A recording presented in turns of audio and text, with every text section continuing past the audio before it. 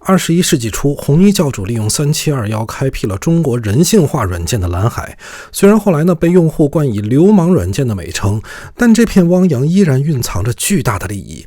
黑社会也是社会嘛，众多后起之秀们为了瓜分用户们的电脑，杀得面红耳赤。而流氓软件之首的3721以藤壶般强大的用户粘性，让红衣教主获得了巨大的用户资源。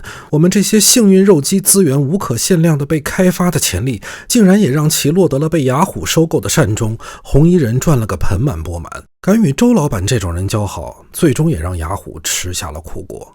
雅虎并不是最后一个。躺赢的教主每天眼看着用户的电脑已经被世界上的流氓们搞得无力自拔，他心如刀绞。教主痛定思痛，终于在这片自己开创的杀戮之海中顿悟，感情用户需要的是没有我们更重要。这时候他大度地把3721彻底甩锅给雅虎，并只身跑路，怀揣着早已成型的阴谋，准备开辟下一番新天地。虽然被人誉为流氓头子，但是教主的眼光确实有独到之处，自己亲手把用户推下火坑，现在能拯救他们的也只有我了。当时的网民为了能在病毒的海洋里浏览一下互联网的真相，可谓是举步维艰呀。杀毒软件再贵也得装它一两个，要不是真不敢上网啊。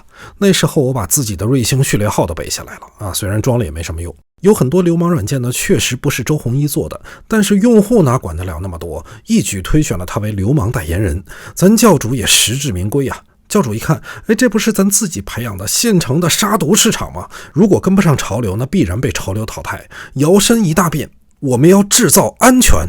2006年3月，周鸿祎成立了奇虎，但是想混进已经三分天下的杀毒市场，以目前自己的战斗力那就犹如拿着灯笼进茅房找屎。单靠勇气往里闯的小号，那是莽夫的做法。360早期的目标是以查杀流氓软件为主要目标。杀毒先不说但是说流氓软件，我要称第二，谁敢说第一？虽然有点道德上的负罪感，但是屁股决定脑袋。我现在做的既然是安全，那就不能拘泥于之前的辉煌。经过几分钟激烈的思想斗争，雅虎，俺对不起你了。很快2006年7月，360卫视初代版就以不及盗铃之势上线了。咱们先不用说之前的教主多流氓，但这玩意儿杀流氓软件是真有用啊！当然了，自己杀自己嘛，专业对口。当时市面上90%以上的流氓软件在360面前都被无情的挫骨扬灰，尤其是针对如今在雅虎麾下的3721这个亲儿子，也被360给一窝端了。那时候这儿子已经姓雅了，并且改名叫雅虎助手，而且雅虎助手是雅虎一个重要的收入端口之一。就连非正式的小推广商红磊2年赚的400万元里，有一大部分都是靠着捆绑了雅虎助手，更别提围绕在雅虎身边的那些大客户了。雅虎发现昔日战友恩将仇报，不但给自己下了一个扎胎地刺，暗地里还从雅虎挖人，这简直就是嚣张的一边摸着雅虎屁股，还同时在虎口里拔着牙。气得雅虎大骂红衣血魔，说你这个忘恩负义的小人，翻脸就不认人，跟那谁似的，成天穿这个红背心，你也不怕有血光之灾。教主那是何等人也，人狠背心红话不多，花着雅虎给的钱，雇着雅虎的员工，开发着要把雅虎干死的杀毒软件，可谓是出了村过了河，过了河拆了桥，打了义灭了秦，卸了磨杀了驴。这时候发生了一件小插曲，在360刚刚把杀毒市场掀起腥风血雨时，一只看起来毫无威慑力的孱弱的明明没脖子还非得勒个红围脖的矮矬企鹅，一直暗地里观察着这个穿着红背心的小人。在360安全卫士发布的那几天，企鹅肥臀一抖，轻轻地拉出了一个叫 QQ 医生的东西。这东西能简单的查杀木马，维护一下系统健康，保护一下自己的账号啥的。但若谈到体验和功能，还都无法和360安全卫士相抗衡。战场上的红衣教主似乎发现远方的草丛里有一个猥琐的身影闪动了2下，同时向着自己的方向啪啪开了2枪。枪法歪就不说了，一听还是9毫米手枪。这一看就是新手心想这货对自己也构不成什么威胁，虽然是有点顾虑，但估计他也掀不起多大的风浪。周教主便回头继续关注自己的产品了。小企鹅想的也简单，以自己的习性在杀毒领域我们可以不做，但作为企鹅我们不能没有。整个 QQ 医生先把坑占上再说，又因为那企鹅家族一直秉持着后发制人的高尚企业文化，坑挖好了，红围脖就悄无声息地趴在草里坐山观傻子们斗了。剿灭流氓软件呢，只是教主的第一步，360安全卫士的另一块拼图，杀毒还是要做的。因为奇虎自我研发的杀毒系统还没有完全成熟，如果这个时候鲁莽的拿出来，无疑是子龙发射升龙霸，左手后撤破绽大，知己知彼才能决胜360里之外。善于利用资源，不战而屈人之兵才是上策。在观察了众诸侯之间的局势后，发现水土不服的卡巴斯基已经四面楚歌了。红衣眼珠一转，大手一伸，咱来个合作吧。所谓合作呢，就是教主花一大笔钱从卡巴斯基那里购买一大堆授权的引擎。卡巴斯基一看这么大的订单，简直是雪中送炭呀！他明显还没看出粥葫芦里卖的什么药。自牙会以后，另一个敢与360的合作开始了。教主呢虽然是花了一点钱，但是这样呢就可以名正言顺的借着卡巴斯基的杀毒内核，让360的安全卫士有了杀毒功能。有了卡拉巴基完善的杀毒系统，360的灭插件和反病毒的功能终于全面了。不过呢，即使这样，在杀毒市场也没有什么特别的优势。但教主竟然以半年免费的巨大诱惑力推广给用户。之前呢已经有别的企业做过限期免费，但是360还附赠了杀哑虎的功能，于是推广大获成功。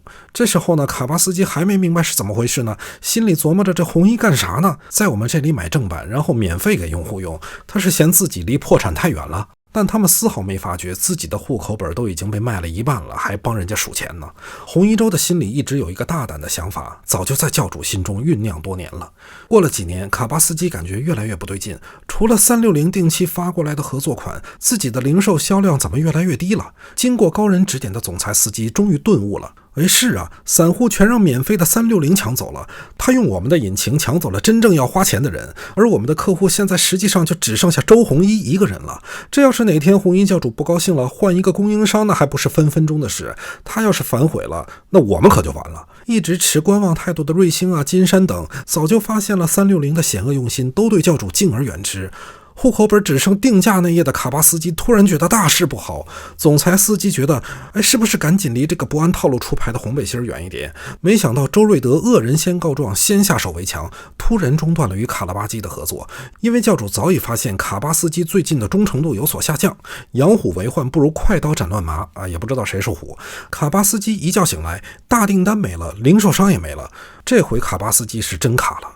这一出当代的鸿门宴彻底把同行们给惹毛了，杀毒大佬们已经公开谴责360不当人，教主也不跟他们啰嗦，转身直接购买了 Bit Defender 和 Avila 的引擎，继续着自己的免费杀毒。反正欧洲又不知道你们国内的事。同时呢，360自己研发的升龙霸也可以主观的控制不撤左手了，一个多引擎并行的杀毒怪物诞生了。蛰伏多年，教主觉得时候到了。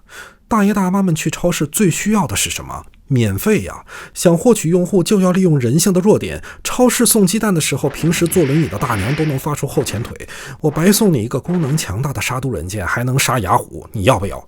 教主呢一直想把杀毒彻底做成免费，但是这样一来呢，整个业界肯定得把它撕了。但有了用户才有说话的底气，你们管我是怎么玩的？他一心想要的是用户和占领市场，有了用户，赚钱是分分钟的事，而且我就算把自己玩死了，也够你们在座的喝一壶的。反正之前已经得罪了不少人，事已经惹了，不如把事情闹大。于是在2008年7月，每一个毛孔都留着3721基因的永久免费杀毒的360安全卫士横空出世。杀毒刚需和人性白嫖的组合，对用户来讲是无法抗拒的。因此呢，教主破釜沉舟的玩法不但把客户抢走了，同时还动了所有同行的奶酪。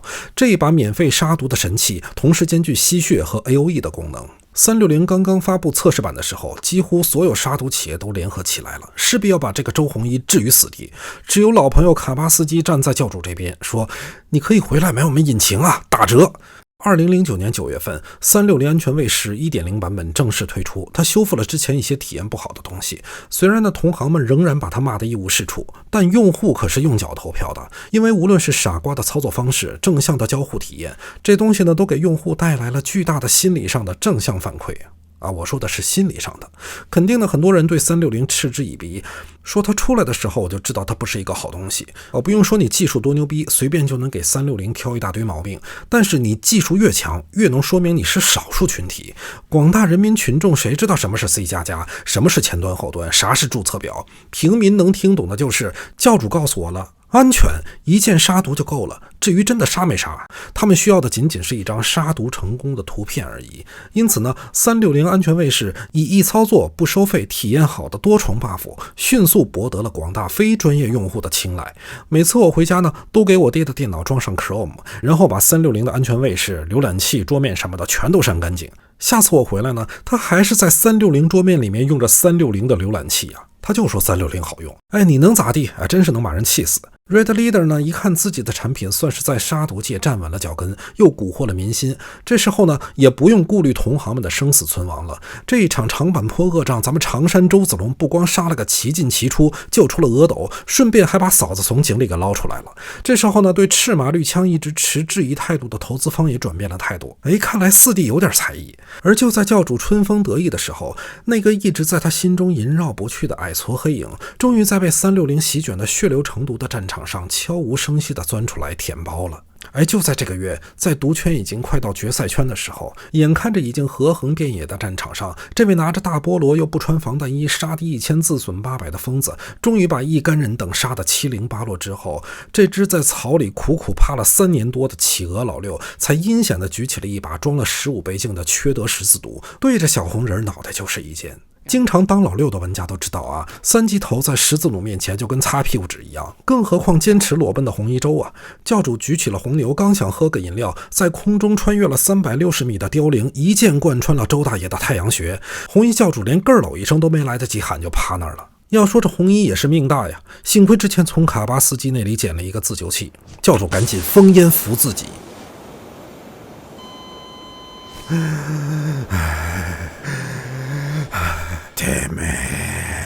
眼看着插在自己脑袋上的箭矢，羽毛上赫然刻着一行小字 Made in Copy， 冷汗浸透了他那10年没换的红背心。有老六，周老板心中暗想不好，那个最后才钻出来抢人头，暗地里放冷枪的老阴逼终于现身了。而这只企鹅呢，就是骨子里刻着 Ctrl+CV 的人见人恨的占领了道德至低点的马化腾讯。其实呢，教主自离开了救儿子的那一天，就一直对这只企鹅心有余悸。因为呢，无论什么样的成功，你的创意再领先，你的技术再强，在企鹅面前你也抵不住它的一个复制粘贴吧。而且它的这个复制品还是有着雄厚资本加持的高血量支持，你再厉害，它就直接复制出来一个你跟你硬怼。你说你打不打？你不打吧，马爸爸直接顶替你；你打吧，他血比你还多，人家连招都不搓呀，就按住钱往你身上撞，你怎么办？这是腾讯的种族天赋。因为占领了社交圈2个半壁江山的 QQ， 在中国大陆绝对的统治地位，资本雄厚到钱根本花不完的马化之藤，犹如一只有88个触手的章鱼一般，无论哪个领域他都得插一手，就没有他不动的，没有他不碰的，没有他不问的，没有他不看的，就跟我们那个每天肆无忌惮窜访动画寝室的提问哥一样。虽然呢一路刀光血影杀到了决赛圈，但这个憋到最后的老阴逼绝非之前那些小角色能相提并论的。教主宣布紧急开会，队友们纷纷献策。他们发现此时 QQ 医生早已更新换代，那只猥琐的企鹅回身对着新货驮上雕花，甩甩手上的碎屑，俨然一头翻版360安全卫士在红围脖的胖手中徐徐诞生。除了经典的山寨，这只企鹅还借着它强大的 QQ 社交软件，暗地里就悄无声息地把这个 QQ 医生 install 你的电脑上。但是由于企鹅在开发流氓软件这方面的技术毕竟不如360，因此呢，这次危机很快过去，用户并不太认可这个山寨货。不过通过 QQ 后台静默安装的操作已经让教主惴惴不安了，因为以华腾的体量，完美复制360只是时间问题。果然不到1年时间，2010年中秋节，360高层们正在怀柔打着真人 CS， 并互相吹捧送着月饼，还在朝阳汇通时代广场加班的苦逼程序员发来线报：华腾开大了。面对咄咄逼人的企鹅，教主会有什么奇招呢？点赞超过36，我就加速下一期的制作，请订阅毛怪老师的频道，我们3Q大战第2期见。